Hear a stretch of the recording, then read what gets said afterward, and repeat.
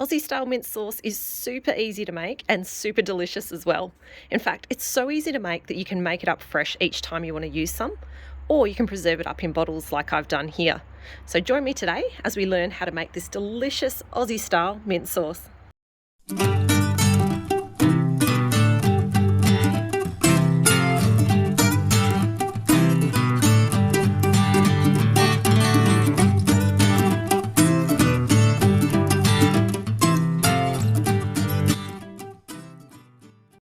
Mint sauce is a bit of an Australian staple condiment, especially if you like eating lamb.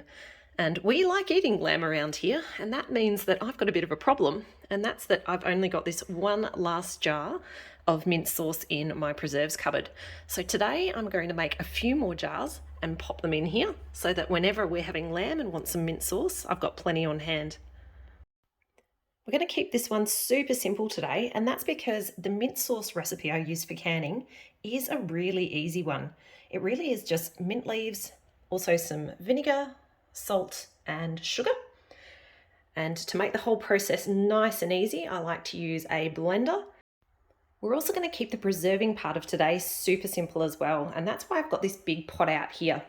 I'm going to show you today how you can use a big pot of water and any pot that you might have with a little bit of a hack to water bath can. And that ensures that you are safely preserving any of your high acid foods, like what we'll be making here today, so that they can be shelf stable. Now, I will say my preference is to do steam canning, and you probably see that in most of my videos. So this one here I'm doing for you guys today, just to show you that you don't have to have fancy gear to preserve and make things safe for shelf stability. So it's going to take a little bit to get this boiling, so let's get that on now. And then let's go outside and get some mint, because you'll probably notice there's one thing I'm missing here, and that's the mint. And today what I'm going to do is double this recipe here. So that means I'm going to need 2 cups of mint. Now, I've really only just got to the point recently where we've got mint back in the garden to do this project. And that's because we had a lot of flooding here in Victoria, and this entire bed was underwater. And I didn't think you could kill mint, but yeah, you can. And a lot of this bed here just was so inundated for so long that the only area the mint has really survived is along the edge of the retaining wall here where we had the greatest drainage. Anyway, there's enough here for our project today, so let's get picking. And for this recipe, I want to pick the best tips of all of our mint plants. Ones that look just like this one here.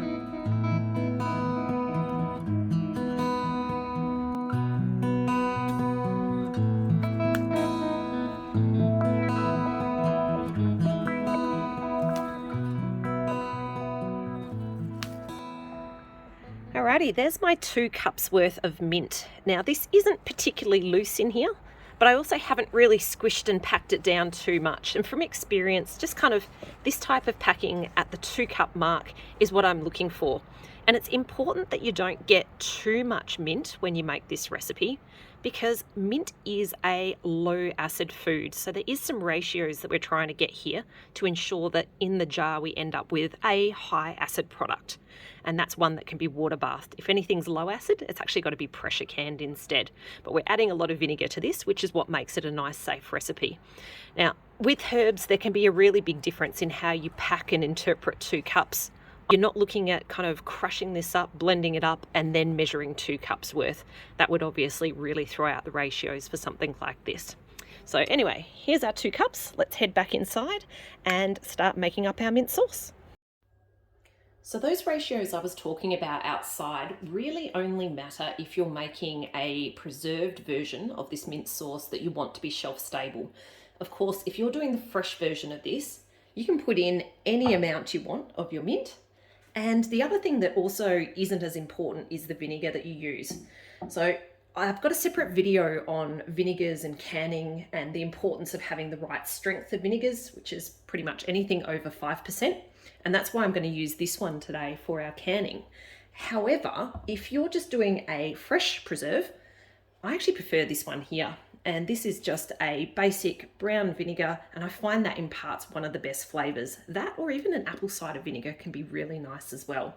But because I am doing a shelf stable one today, this one's not going to be sufficient because it doesn't have that minimum 5% acidity that we need for canning.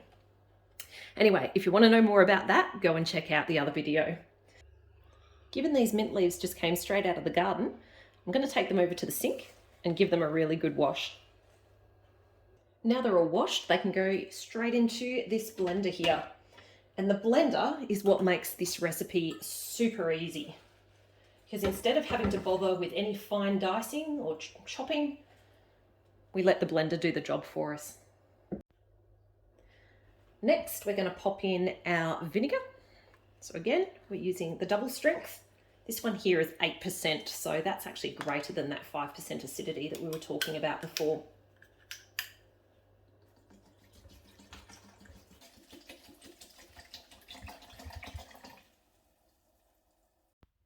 Next is our sugar, and because we're doing a double batch here today, we're going to pop in 6 tablespoons of sugar. Now, I should say the sugar and the salt in this recipe isn't part of the preserving, so this here is all about flavour now. So if you like a sweeter mint sauce, just add a bit more. If you like a little less, add a little less, and same goes for your salt. And with our salt, normally I use about a tablespoon of salt, and again, we're doubling it today. So we're going to do 2 tablespoons. Now that's all in, lid goes back on and we can blend it up. Now again, this is where a bit of personal preference comes in. If you like really fine bits of mint in your mint sauce, blend it up a lot. If you like bigger pieces, you can blend it up a bit less. I tend to like it quite blended. You probably noticed that other one I showed you before. They were bigger chunks.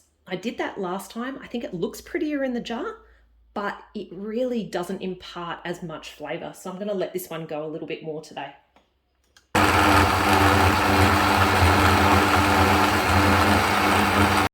Once that's all blended up, we're going to transfer this to a pot. And that's because we do want this to simmer. And that's because we want it to get a bit of the flavour into this mixture, but also so that it's nice and hot for when we put it into our preserving jars.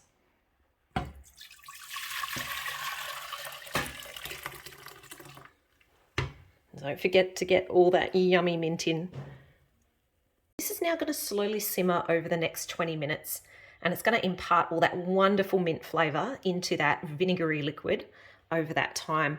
Now, while that's happening, I'm going to get my preserving jars ready. If you're just doing this as a fresh mint sauce though, you can skip the next part. All you really need to do from here is let it simmer and then it's ready. So I skipped the washing up part for you because it's not the most exciting bit, but essentially all I've done is washed up my preserving jars in a bit of hot soapy water. They don't need to be sterilised or anything like that. That's actually one of the cool things about water bath canning, is that in the processing of the food, you create the seal and you also sterilize the jar at the same time, along with processing the food within it. So that is actually one of the cool things about this type of canning that we're going to do here today. One thing you do need to keep in mind though is that we can't put hot liquids into these cold jars. So a little tip that I like to do is just grab some hot water from my tap, which is actually super hot, and I like to put hot water into each of my jars and just have them slowly heat up so that when I am ready to put my mint sauce in, they're already nice and warm. And that way there's no risk of thermal shock, which is what can happen if you put hot liquids into cold jars. Now, I know people always say this in cooking shows and on YouTube videos, but I really do wish you guys could smell this, because my whole kitchen has this amazing zingy, minty sort of smell to it, and it smells wonderful. And that really is what this mint sauce tastes like. 20 minutes has now passed, and that means it's time now to fill my jars. So here is our beautiful mint sauce, and again, if you are making this fresh, you're now done. You can put that straight onto your lamb or any other foods that you like mint sauce on. But for me, because we are trying to get some in the cupboard today, I'm going to pour firstly into these jars, and then we're going to water bath process them.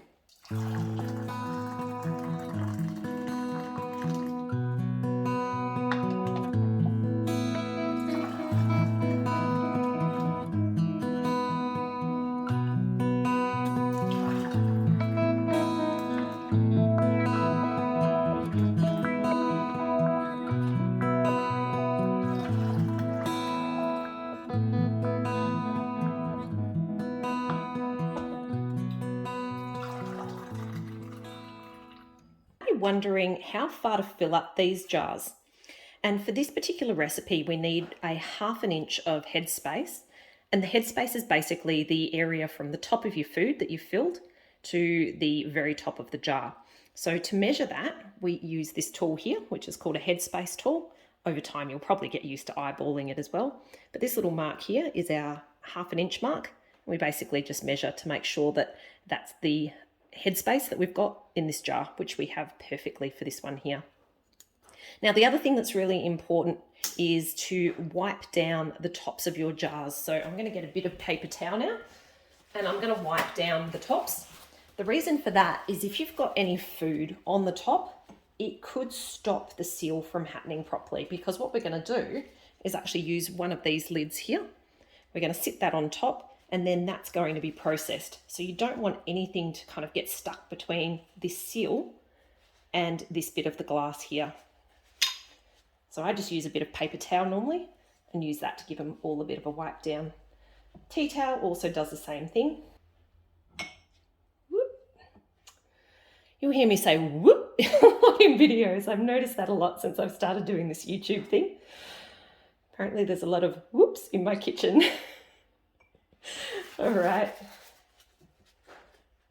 They look nice and clean, which means the lids can now go on. And I'm using mason jars here, which means there's a 2-piece lid that we use. So basically this part goes on first, and then we've got a ring that goes on. So let's get those on.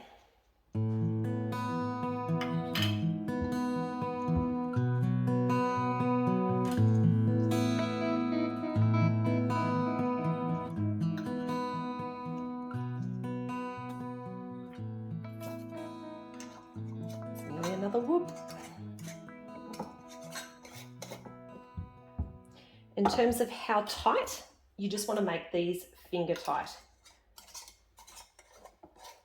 So what happens is when you process the food, there's usually a bit of the air that needs to escape, and then that will eventually kind of suck back in when we cool these jars down. If you tighten these too much, it means that that air can't escape. And, ooh, nice and hot. All right, they are now ready to go into the pot.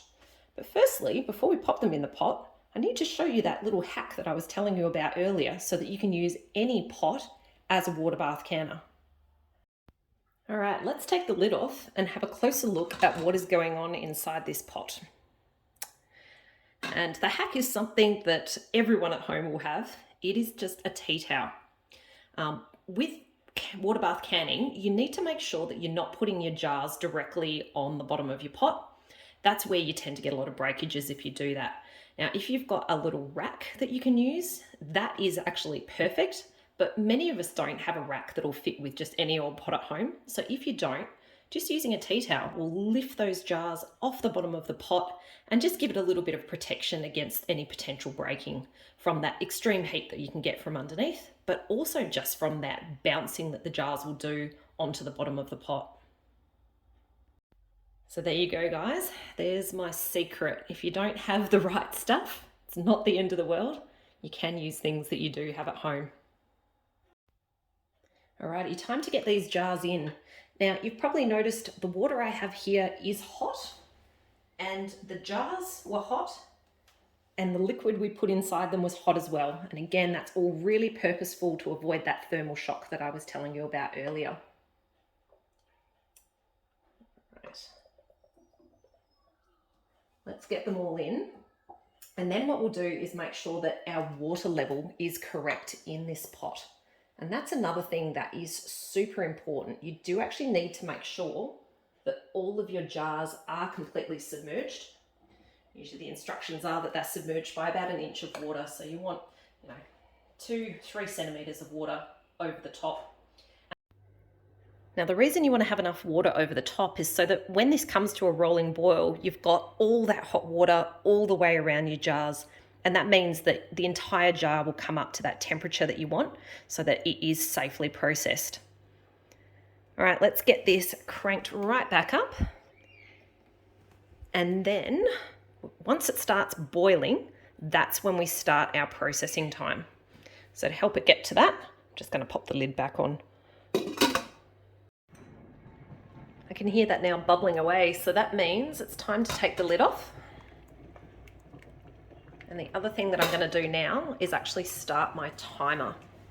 And that's because it's only from the time it starts boiling that we actually start our processing time. And for this recipe here, it's 20 minutes that we want to boil these jars.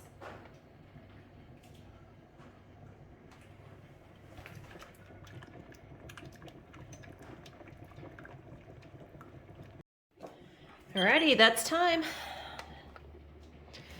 Before I switch this off, I might just show you how it's boiling. So you can see that, that's a good rolling boil, but it's not too intense. Like, you don't want to add a level of intensity where it's actually going to knock your jars about, and that could potentially cause breakage. So that's the sort of boil that we're looking for when we're talking about the rolling boil.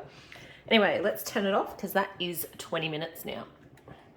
I will say a bit of extra processing time isn't the end of the world, but yeah, you definitely don't want to go short whenever you're doing any canning recipes.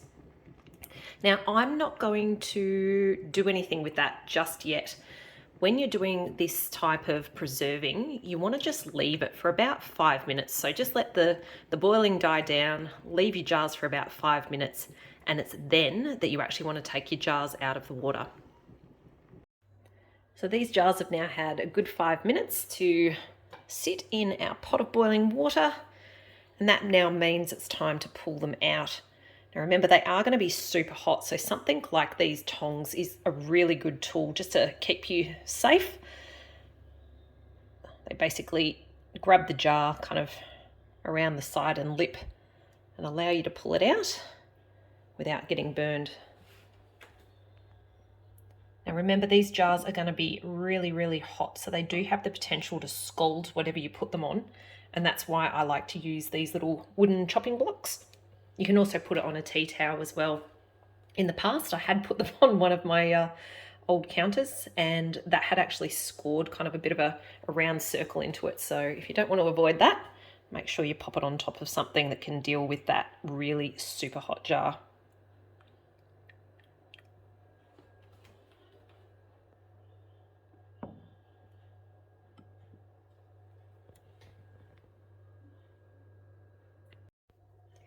Now there's this particular sound that we look for with our jars, which is called the ping.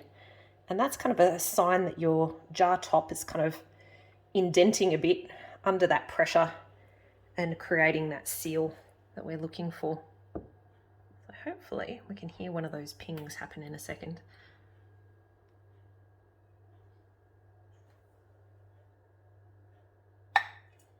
There we go.